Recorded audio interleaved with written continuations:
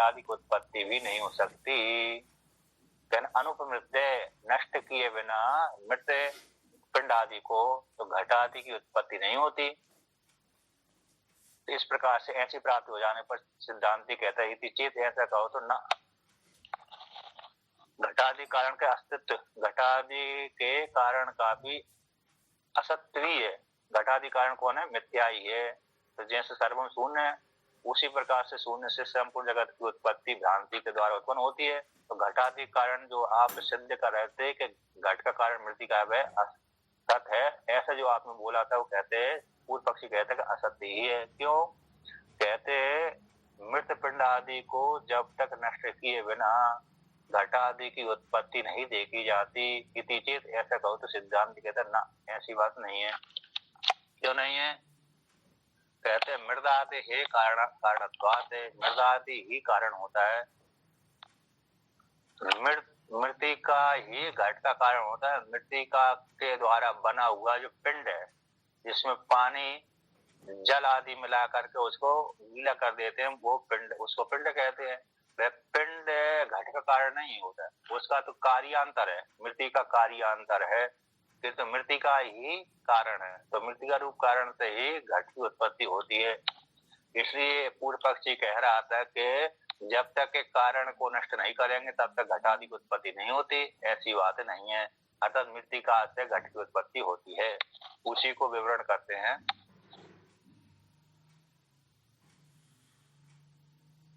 हाँ, कार्यांतर जो मृत पिंड है उसको नष्ट हो जाता है, मूल पिंडा है उसको तो नष्ट कर देते हैं, उसको नष्ट होने के पश्चात घटादि की उत्पत्ति हो जाती है। किंतु मृतिका का अभाव हो जाए ऐसी बात नहीं है। कहते मृत श्रवणादि ही तत्र कारणम घट रुचक आदि न मृत न पिंडादि आकार विशेषः। कहते मृत स्वर्ण आदि ही घट रुचक आदि के प्रति कारण है।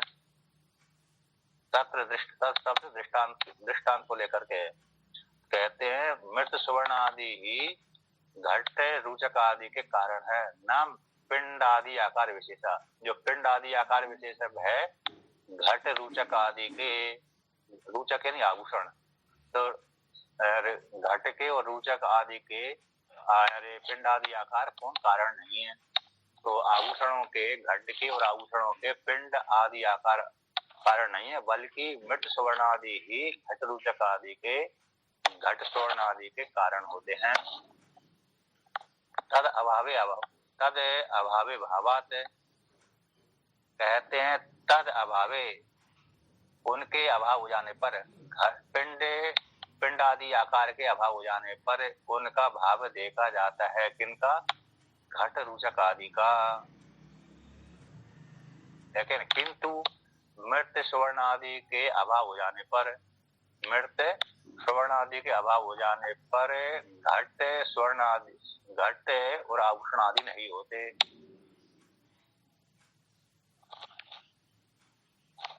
यहाँ पर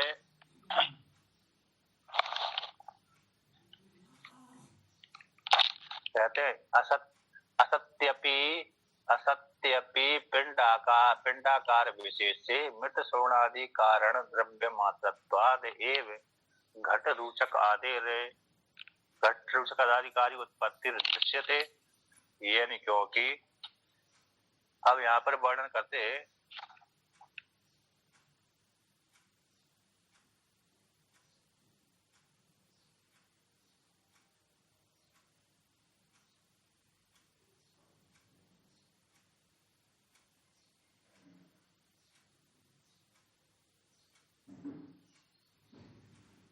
मृदादि, तो यहाँ पर टीकाकार ने किया किंच अन्वय द्रव्य सर्वत्र कारण है, न पिंड आदि विशेष अनन्य होने से। और अनवस्था, यदि ऐसा नहीं मानेंगे तो अनवस्था की प्राप्ति हो जाएगी। कुतः, किस प्रकार से? साध्य वैकल्प है। अथ मृदादि ही घटादि के प्रति कारण है। कहते हैं असत्यपि पिंड आकार विशेष, पिंड आदि आकार के विशेष के सत्य न होने पर भी, मृत स्वर्ण आदि, मृत है स्वर्ण आदि कारण द्रव्य मात्र से ही मृत श्रवण आदि जो कारण है, ऐसे द्रव्य मात्र से ही घट रुचक आदि घट है आभूषण आदि कार्य की उत्पत्ति देखी जाती है। यदि मृत श्रवण आदि का अभाव कर देंगे तो घट भी नहीं बनेगा और आभूषण भी नहीं बनेंगे।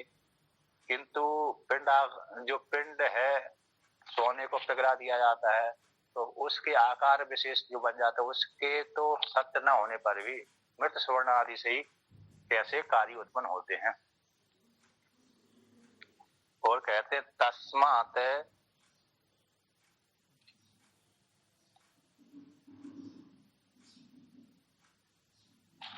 यहाँ पर टीकाकार ने वर्णन किया है कि किंच अन्वय व्यतिरेक के द्वारा ही कारण रूप से स्वीकार कर लेना चाहिए।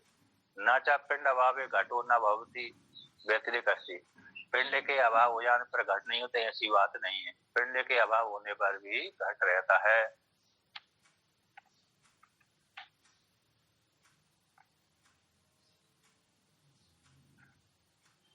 यहाँ पर टीकाकार ने दिया है पिंड अभावे भी सकल आदि व्यो घटादि उद्भव उपलम्बात। जैसे पिंड के अभाव मान लेने पर मिट्टी का के द्वारा बना हुआ जो जल को मिलाकर के पिंड बन गया, उसके अभाव हो जाने पर भी दो टुकड़े जोड़ करके घटा आदि की उत्पत्ति होती है, देखी जाती है। जैसे कभी अरे बड़ी बड़ी जो बनाते हैं बर्तन बनाते हैं, चाहे उसके पीतल के अथवा तांबे के पात्र बनाते हैं, तो उसके दो दो टुकड़े कर लेते हैं। दो दो टुकड़े करने के पश्चात फिर उसको क्या कर देते हैं, बीच में फिर रांगा लगा करके फिर जोड़ देते हैं। तो जो अरे पीतल आदि के बर्तनों में जोड़ स्पष्ट दिखता है कभी कभी। और जो बड़ी बड़ी अरे जो मृतिका के बर्तन बनाए जाते हैं उनमें भी दो दो टुकड़े कर लेते हैं, तो दो टुकड़े करने के पश्चात फिर बाद में जोड़ देते हैं। इसलिए मृत पिंड आदि के मृत का पिंड उसके अभाव मान लेने पर भी सकल आदि टुकड़े आदि के द्वारा भी घट की उत्पत्ति देखी जाती है, किंतु मृतिका के न होने पर घट आदि की उत्पत्ति नहीं देखी जाती। अब उसी को लेकर के आगे वर्णन करते हैं।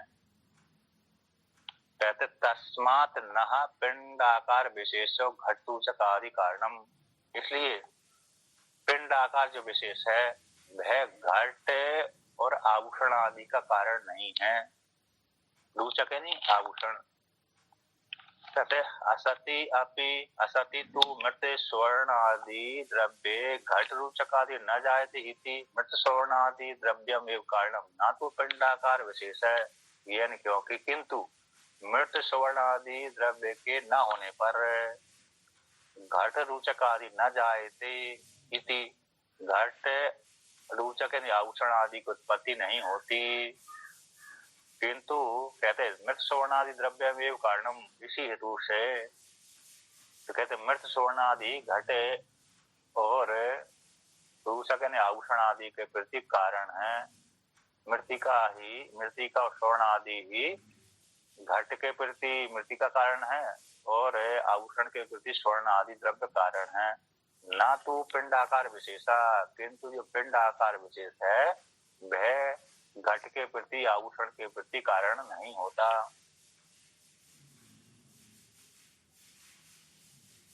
अब आगे कहते हैं इस प्रकार से,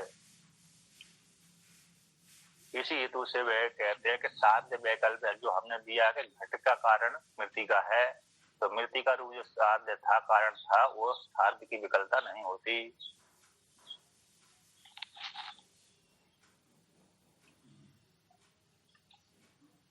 अब आगे कहते हैं मृदादि घटादि कारण चेत, टीका में आता है 32 पृष्ठ पे तीसरी पंक्ति, मृदादि ही घटादि के प्रति कारण है चेत, तो किस लिए पिंड आदि के होने पर ही उससे घटादि की उत्पत्ति नहीं होती। पिंड आदि के होने पर भी उसे मृतिका से मृदादि से ही घटादि की उत्पत्ति नहीं होती। इति आशंका को लेकर कहते हैं सर्वम ही कारणम कार्यम उत्पाद्यते पूर्व उत्पन्नस्य आत्म कार्यस्य तिरोधानम पूर्वते कार्यांतरम उत्पादयति।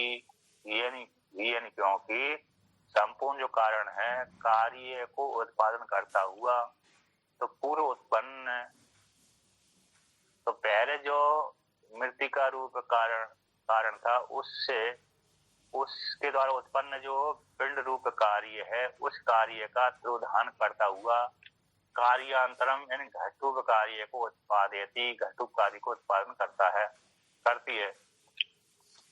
अर्थात जो पूर्व कहते पूर्व उत्पन्न से आत्म कार्य से, पहले उत्पन्न हुआ जो पिंड विशेष कार्य का तिरोधान को करते हुए कार्यांतरम घटरूप जो कार्य को उत्पन्न करता है। इस प्रकार से तो जो मृतिका के द्वारा बना हुआ जल को मिलाकर के जो सबसे पहले पिंड रूप कार्य उत्पन्न होता है, उस कार्य को तिरोधान होकर के उस पिंड के माध्यम से फिर मृतिका के माध्यम से घटरूप कार्य अंतर की उत्पत्ति होती है।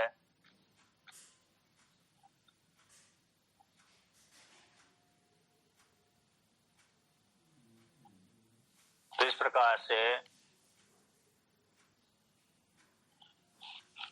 कहते हैं होती है पिंड जो पिंड के माध्यम से, किंतु होती किससे? मृतिका से उत्पन्न होती है, ना कि पिंड विशेष से। अब उसी को आगे कहते हैं।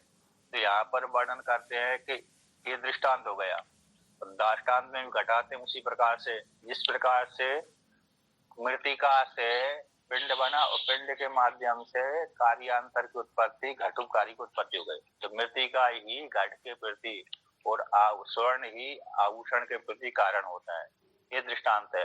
दृष्टांत में घटाते हैं उसी प्रकार से ब्रह्म में अविद्या के वश से, ब्रह्म में अविद्या स्वीकार कर ली, अविद्या के वश से संपूर्ण जगत की उत्पत्ति हो जाती है।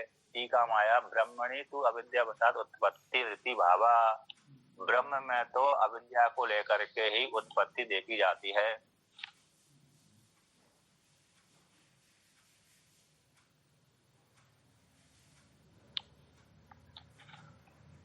तो आगे कहते हैं यहाँ पर पूर्व पक्षी ने प्रश्न किया था कि जैसे मृतिका रूप पिंड से, मृतिका से पिंड बना, उस पिंड को नाश करके घट की उत्पत्ति होती है। उसी प्रकार से ब्रह्म ने आकाश की उत्पत्ति करी, आकाश को नाश करके वायु की उत्पत्ति होना चाहिए, आकाश को नाश करके वायु की उत्पत्ति होना चाहिए, अथवा वायु को नाश करके तेज की उत्पत्ति होना चाहिए, तेज को नाश करके जल की उत्पत्ति होना चाहिए, जल की नाश करके पृथ्वी की उत्पत्ति होना चाहिए। किंतु यहाँ पर तो बिना नाश किए ही अरे आकाश की उत्पत्ति हो जाती है, वायु की उत्पत्ति हो जाती है, जल तेज की उत्पत्ति हो जाती है, जल की उत्पत्ति हो जाती है, पृथ्वी की उत्पत्ति हो जाती है। किंतु यहाँ पर तो दृष्टांत में तो घट के द्वारा उत्पन्न हुआ, घट के द्वारा बनाया गया जो कार्य था पिंड, उसको नाश करके घट की उत्पत्ति होती है। तो दृष्टांत में तो विपरीतता आ रही है, कहते अविद्या को लेकर के ही ब्रह्म में जो अविद्या, उसके द्वारा जगत की उत्पत्ति हो जाती है। मायायाम सर्व संभवात है, सबाकात है, माया में सब कुछ संभव होता है। अघट घटना पटेसी माया, जो घटित नहीं होता उसी को घटा देती है माया। अब वो आगे कहते हैं पटी यानी चतुर है स्वामी जी ऐसा करने में। हाँ अघटित घटना को घटा देने में पटु है, पटु यानी पटु श्रेष्ठ है, कुशल है।